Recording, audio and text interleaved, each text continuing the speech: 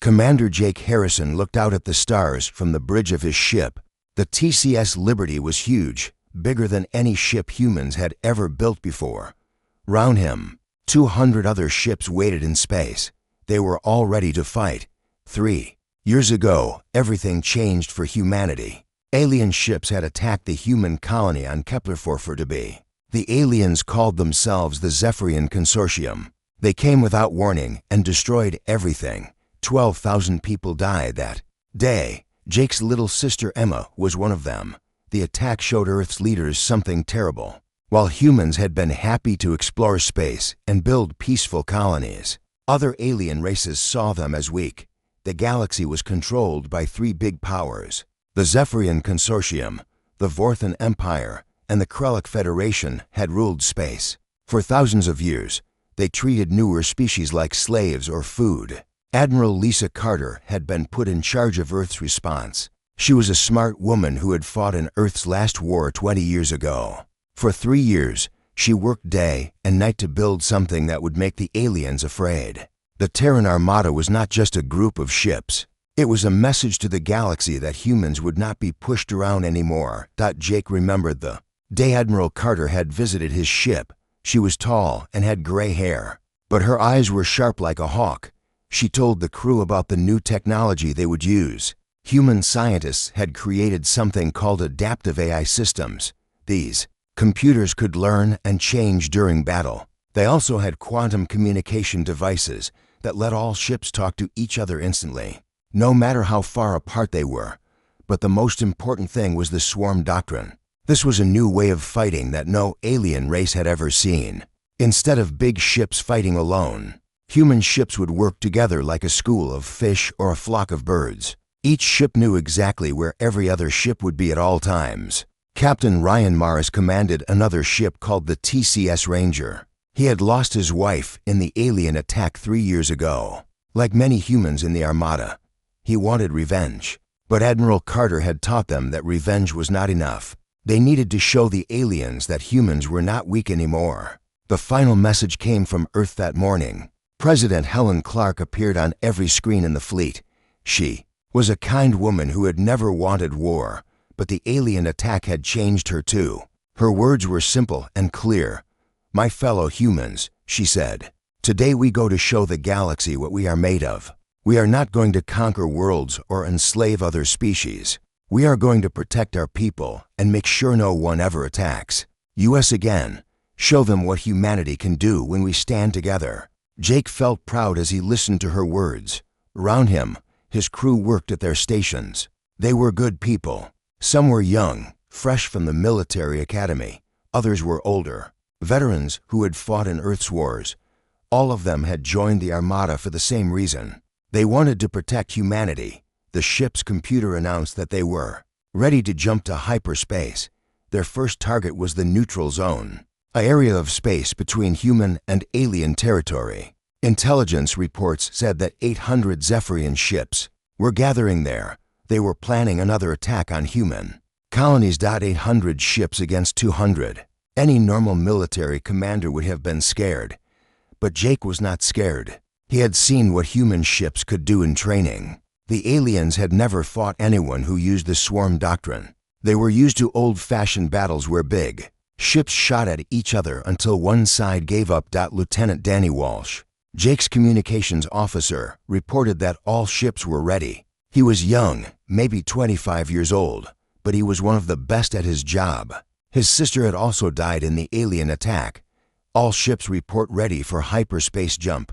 Danny said. Jake looked around the bridge one more time. These people trusted him to lead them into battle. He would not let them down. Send the signal to Admiral Carter. Jake ordered, TCS Liberty ready for jump. Within minutes, similar reports came from all 100 ships. The Armada was ready to move. Jake thought about his sister Emma. She had been a teacher on the colony. She loved children and wanted to help them learn about the universe. The aliens had killed her while she was trying to protect her students. Admiral Carter's voice came over the communication system. It reached every ship in the fleet at the same time. "This is Admiral Carter to all ships. Today we begin our mission. We are not going to space as conquerors. We are going as protectors. The aliens think humans are weak because we prefer peace. Today we show them that peaceful people can be the most dangerous enemies when their families are threatened. Jake felt a chill run down his spine. Round him, his crew prepared for what might be the most important battle in human history. All ships. Admiral Carter continued. Prepare for hyperspace jump. Destination, neutral zone. Let's bring our people home. The stars around them began to change as the hyperspace engines started. Jake gripped the arms of his command chair. In a few hours, they would face 800 alien ships. The aliens thought they were going to have an easy fight. They were wrong. The Terran Armada was coming, and the galaxy would never be the same.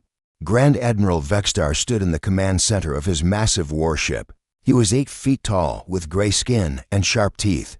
His species had evolved from hunters, and they still fought like predators. For 40 years, he had controlled this part of space. No one dared to challenge the Zephyrian fleet. His tactical officer, a smaller alien with forearms, approached with a worried look. Sir, we are detecting human ships dropping out of hyperspace. Vextar looked at the display screen. He saw the human fleet appearing in space like dots of light. He counted them quickly. 200 ships. He began to laugh, a sound like grinding metal. 200 ships, he said to his officer. The humans are even more stupid than we thought. Do they really think they can fight us with so few ships? Round Vextar's command ship, 800 Zephyrian vessels waited in formation. Each ship was 3 times bigger than the largest human vessel.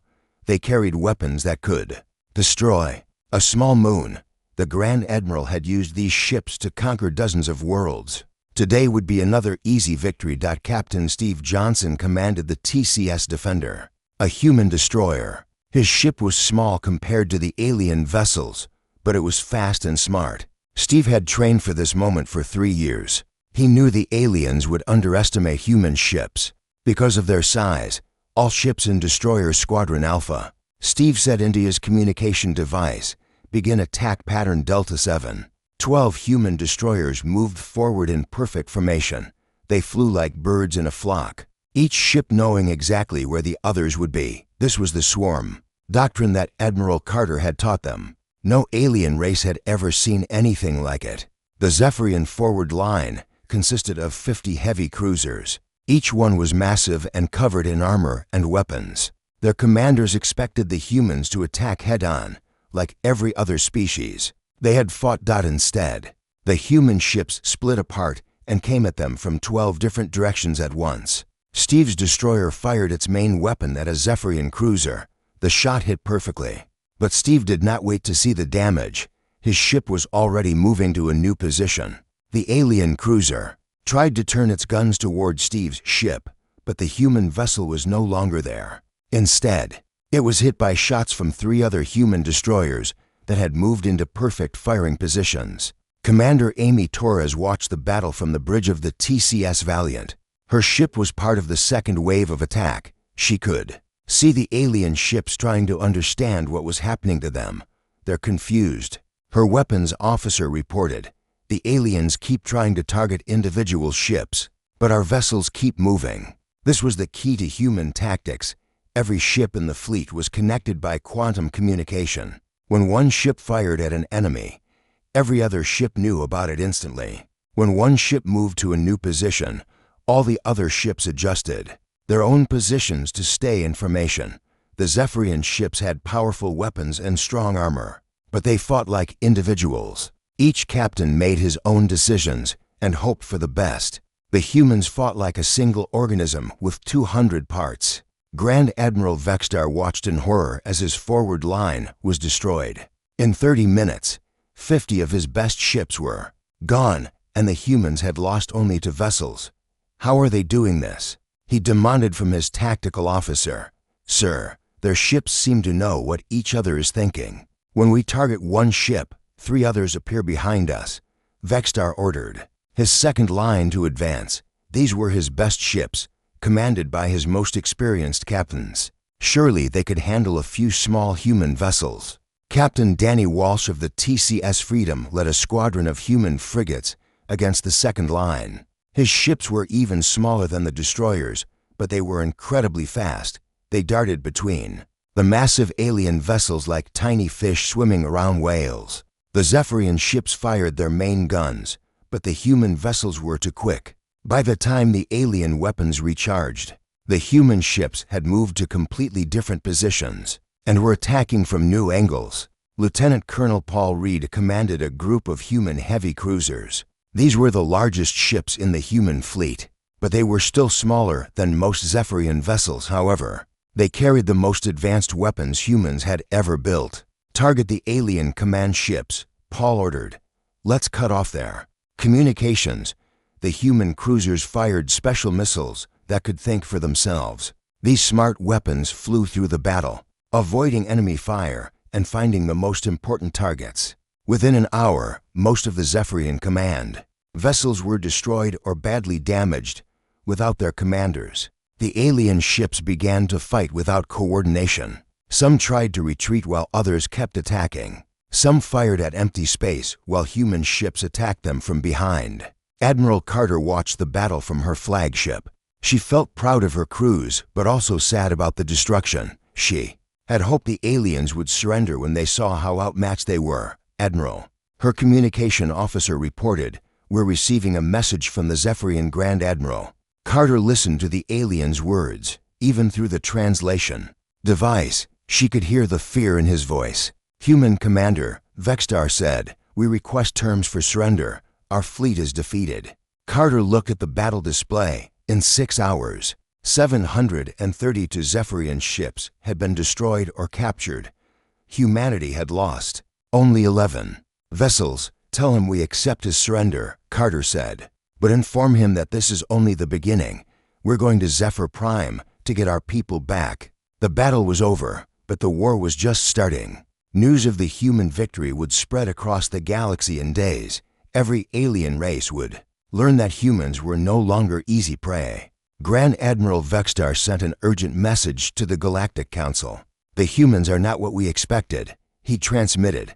"Send all available ships. Send everything."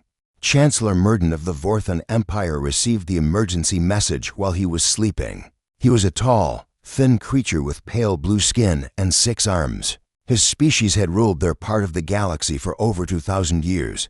Nothing usually worried him, but the message from Grand Admiral Vextar made his blood run cold. The human fleet had destroyed over 700 Zephyrian ships in a single battle. This was impossible. The Zephyrians had one of the strongest fleets in the galaxy.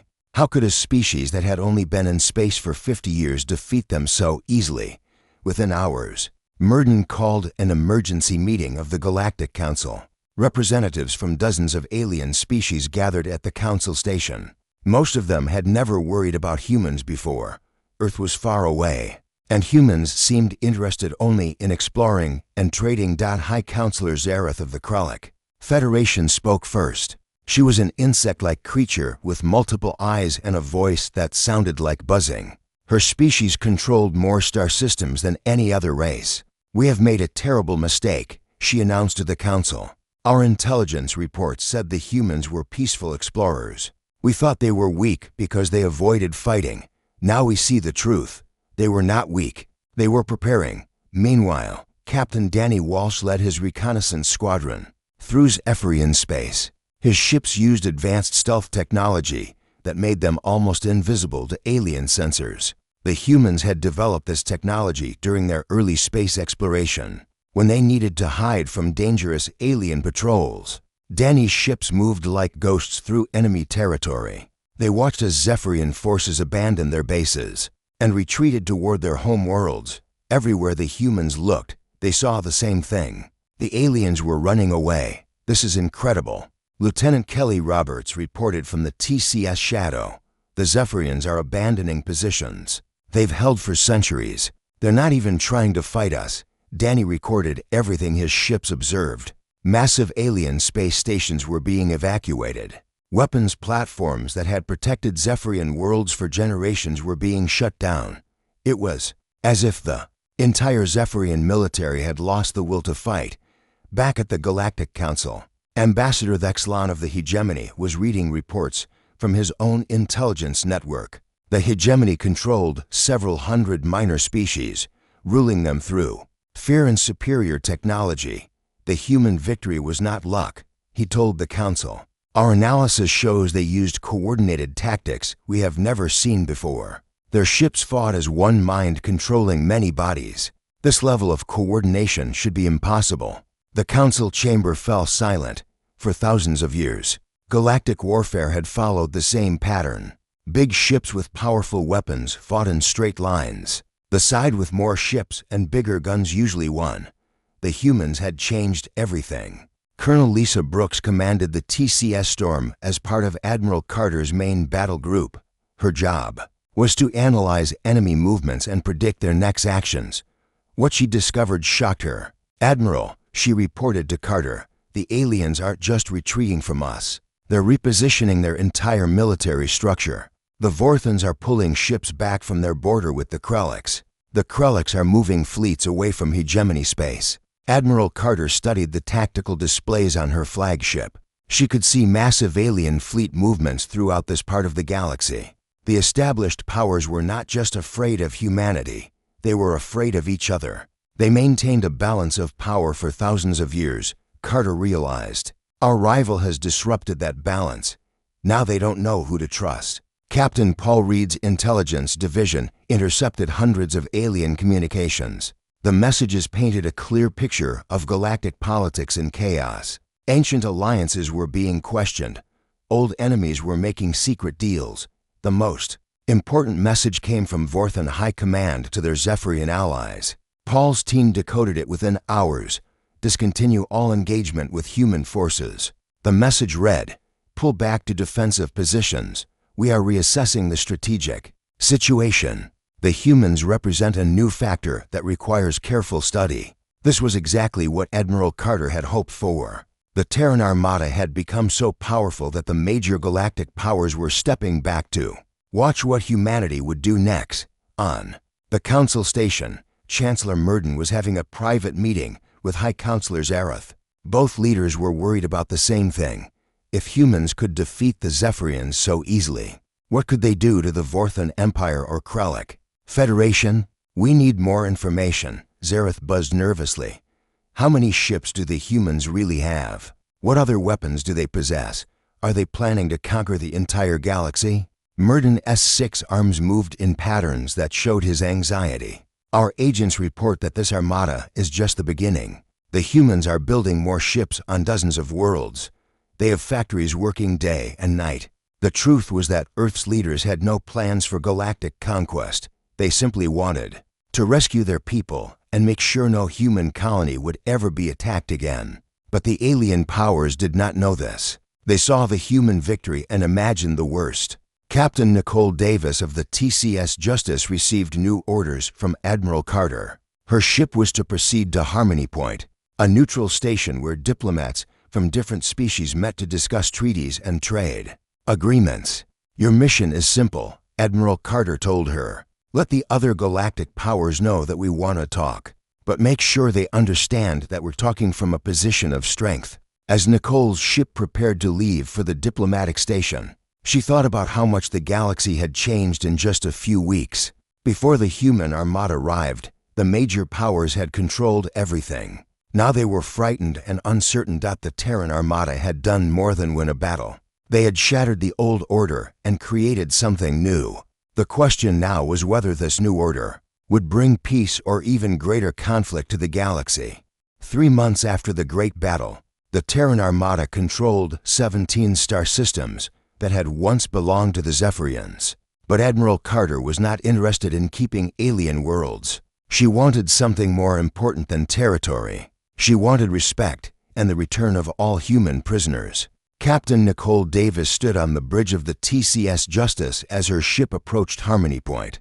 This was a huge space station that floated in neutral space between the territories of different alien races. For centuries, diplomats had come here to make treaties and solve problems without fighting. Today was different. For the first time in galactic history, humans were coming to negotiate from a position of strength. Every alien representative at the station knew that the human fleet had destroyed the mighty Zephyrian Armada in a single day. Nicole felt nervous as her ship docked with the station. She was a good ship captain, but she had never been a diplomat before. Admiral Carter had chosen her for this mission because she was calm under pressure and could think quickly. The main conference room of Harmony Point was huge. Representatives from dozens of alien species sat around a circular table. Nicole recognized some of them from intelligence reports. The tall, blue-skinned Vorthan ambassadors sat across from the insect-like Kralik. Diplomat, other creatures she had never seen. Before filled the remaining seats. The Terran position is simple, Nicole announced as she stood before the assembled aliens. We want our people returned to us. We want payment for the colonies that were destroyed. We want formal recognition of human territory. In exchange, we will consider establishing normal relations with your governments. The Vorthan ambassador, a creature called Yexadal, spoke first. His voice was high and musical, but Nicole could hear the fear underneath his polite words. Your military demonstration has been most impressive, he said carefully. The Vorthan Empire is prepared to discuss reasonable terms for peace. Nicole almost smiled. 3 months ago, the Vorthans had refused to even acknowledge that humans existed. Now they were eager to make peace. The Kralik representative, Ambassador Zilek, clicked her mandibles together in what Nicole's briefings had told her was a sign of nervousness. The Federation has reviewed the situation, the insect creature buzzed. We believe that all civilized species should coexist peacefully. We are willing to return any human prisoners in our custody. What the aliens did not understand was that humanity's greatest weapon was not their advanced ships or smart tactics, it was their unity. Every human in the Armada, from Admiral Carter to the newest recruit, wanted the same thing. They wanted to make sure that no human would ever again face destruction alone. Commander Tony Martinez patrolled the outer edges of former Zephyrian space with his squadron. His ships watched as massive alien fleets moved through distant star systems. The aliens were not preparing to attack humanity. Instead, they were getting ready to defend against each other. Admiral, Tony reported back to the fleet command. The Vorthans are building new fortresses along their border with Kralik space. The Kraliks are moving warships away from their conflicts. With the hegemony, it looks like our presence has made them more worried about each other than about us. This was something Admiral Carter had not expected. For thousands of years, the major galactic powers had maintained a careful balance. Each empire was strong enough to defend itself, but not strong enough to conquer the others. The sudden appearance of the human fleet had destroyed that balance. Ancient alliances were being questioned. The Zephyrians had been allies of the Vorthans for over a millennium, but now the Vorthans were abandoning their former friends to save themselves. The Kraliks and the hegemony had fought border wars for centuries, but now they were signing peace treaties because both were afraid of what humans might do next. Captain Betty Clark of the TCS Horizon was part of the intelligence gathering mission. Her ship carried advanced sensors that could detect alien fleet movements from incredible distances. What she observed made her realize how much the galaxy had changed. It's like we dropped a stone into a calm lake, she reported to Admiral Carter. The waves are spreading in all directions. Every alien government is reconsidering their military strategies because of us. At Harmony Point, the negotiations continue for days. Nicole found herself dealing with representatives from species she had never heard of before. Small alien races that had been controlled by the major powers for centuries were suddenly demanding their freedom. The ambassador from the Altarian Republic was a small, furry creature that looked almost like a teddy bear, but his words were strong and determined. For 300 years, we have been forced to serve the hegemony, he declared. Our people have been slaves in all but name. The human victory shows us that the old powers can be defeated. We demand our independence. Similar demands came from dozens of minor species. The Nordak Coalition wanted representation in the Galactic Council. The Talari Confederation was refusing to pay tribute to their Vorthan overlords, even the mighty. Hegemony was facing rebellions from species they had controlled for millennia. Nicole realized that humanity had accidentally started something much bigger than a war. They had begun a revolution that was spreading across the galaxy. President Helen Clark arrived at Harmony Point for the final negotiations. She was a small woman with gray hair, But every alien in the room treated her with deep respect. They all knew that she commanded the most powerful military force the galaxy had seen in 1,000 years. "We did not come to conquer," President Clark told the assembled diplomats. "We came to protect our people and ensure that peaceful species are never again attacked by those who are stronger. Today we sign treaties that will guarantee the rights of all civilized beings to live free from oppression." The Treaty of Terran Prime was unlike any agreement in galactic history. Instead of dividing territory between the strong, it established principles that protected the weak. Any species that wanted independence could apply for human protection. Any world that was attacked without cause could call on the Terran Armada for help. As the alien ambassadors signed the treaty, Nicole could see the fear in their eyes. They were not just agreeing to peace with humanity, they were accepting a new reality where the strong could no longer prey upon the weak without consequences. 6 months after the Terran Armada first appeared in alien space, the galaxy looked completely different. The Zephyrian Consortium no longer existed.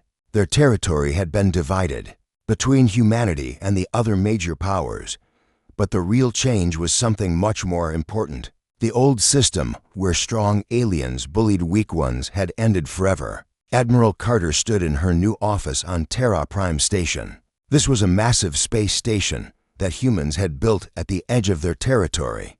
From here, she could watch over the entire region and respond quickly to any threats against peaceful species. Reports came to her desk every day from across the galaxy. Captain Gary Thompson's exploration fleets had discovered something amazing. Dozens of small alien races that had been slaves or servants to the major powers were now declaring their independence. The Altarian Republic has taken control of their home systems, reported Commander Susan White from the Intelligence Division. The Nordak Coalition is demanding seats in the Galactic Council. Even species inside the hegemony are rebelling against their masters. The hegemony had controlled over 300 different alien species for thousands of years. They ruled through fear and superior technology, but now their subjects were no longer afraid. They had seen that the mighty Zephyrian fleet could be destroyed in a single day. If humans could defeat such a powerful enemy, maybe other changes were possible. President Helen Clark arrived at Terra Prime Station for a special ceremony. She was there to sign the final version of the Treaty of Terra Prime. This agreement would change how the entire galaxy worked. The treaty was unusual because of what it did not demand. Most peace agreements in galactic history were about dividing territory or demanding tribute from the defeated. The Treaty of Terra Prime was different. It established rules to protect all species, not just the strong ones. "We did not come here to build an empire," Admiral Carter said to the assembled alien diplomats during the signing ceremony. "We came to make sure that what happened to our colonies never happens to anyone else's people." The main rule of the treaty was simple. Any species that attacked another without good reason would face the Terran Armada. This meant that the major powers could no longer expand their territories by conquering weaker neighbors. Captain Joe Miller of the TCS Enterprise was part of the permanent patrol fleet that would stay in this region of space. His job was to watch for any violations of the new treaty. He found his work surprisingly peaceful. "It's strange," he reported to Admiral Carter. "The aliens are actually following the rules." The Vorthans withdrew from 3 systems they had been trying to conquer. The Krelliks stopped demanding tribute from their smaller neighbors. The reason was simple. None of the major powers wanted to face the Terran Armada in battle. They had all seen what happened to the Zephyrians. 700 ships destroyed in 6 hours. No alien leader wanted that to happen to their own fleet. But the changes went deeper than just military fear. The arrival of humans had shown the galaxy that there were different ways to be powerful. For thousands of years, alien civilizations had believed that strength came only from big weapons and large armies. Humans proved that coordination, intelligence, and unity could defeat any enemy. Commander Lisa Brooks was assigned to work with the new Independent Species Council. This was a group of small alien races that had broken free from the major powers. Her job was to help them defend themselves without starting new wars. "These species are learning to work together," she reported. "The Altarians are sharing their mining technology with the Nordaks. The Talari are teaching other races how to build better defensive systems. They're copying the human example of cooperation. The Galactic Council itself had to change. For millennia, it had been controlled by the three major powers. The Vorthons, Krulix, and Hegemony made all the important decisions. Smaller species were allowed to speak, but their opinions did not matter. Now the Council had 50 new members. Every species that declared independence was given a vote. The major powers still had influence, but they could no longer ignore the wishes of smaller civilizations. Ambassador Nicole Davis became humanity's permanent representative to the Galactic Council. She found her work both exciting and challenging. Every day brought new problems as the galaxy adjusted to its new reality. Yesterday, the Hegemony complained that 12 more of their subject species have declared independence, she reported to President Clark. Today, the Vorthons are asking for human mediation in a border dispute with the Krulix. Everyone wants our help, but they're also afraid of us. This was the difficult balance humanity had to maintain. They were now the strongest military power in the galaxy, but they did not want to become the new tyrants. Admiral Carter had to be careful to use human strength to protect the weak. Without controlling them, the old Zephyrian systems became a testing ground for the new galactic order. Some worlds chose to join human territory. Others formed their own small governments. A few asked to be protected by other alien species. All of these choices were respected under the new treaty. 2 years after the Terran Armada first arrived, historians were already calling it the beginning of the Second Galactic Age. The First Galactic Age had been a time when the strong ruled. The weak through force. The Second Galactic Age was different. It was a time when strength was used to protect rather than to conquer. Admiral Carter wrote the final entry in her command log. As she prepared to return to Earth, most of the Terran Armada would go home, but patrol fleets would remain to enforce the new peace. Mission accomplished, she wrote. The galaxy took a step back when we arrived. In that space, something better began to grow. We came here as protectors, and we leave knowing that protection will continue. The galaxy was no longer ruled by fear. Instead, it was governed by hope that all species could live in peace and freedom. The Terran Armada had shown that even the mightiest empires could be humbled, and that the measure of true civilization was not the size of its fleet, but the principles it was willing to defend.